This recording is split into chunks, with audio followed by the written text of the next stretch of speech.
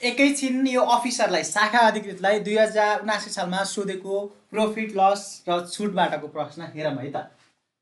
अब के छ भने त खेलौना 35% छुट भने यो पर्सेन्टेज दिने बित्तिकै जहिले पनि टोटल भने कति हुन्छ 100 हुन्छ हो। टोटल भनेको 100 हुन्छ भन्ने कुरा थाहा छ।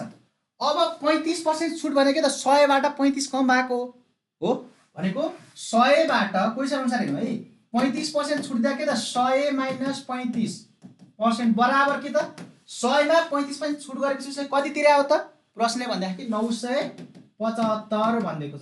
भनेको अर्थ कति भयो त 65% बराबर कति भयो त 975।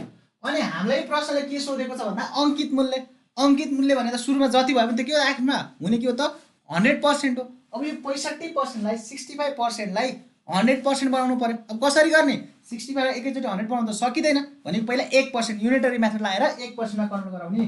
1% बराबर कति भयो त 975 भागा 65 भयो।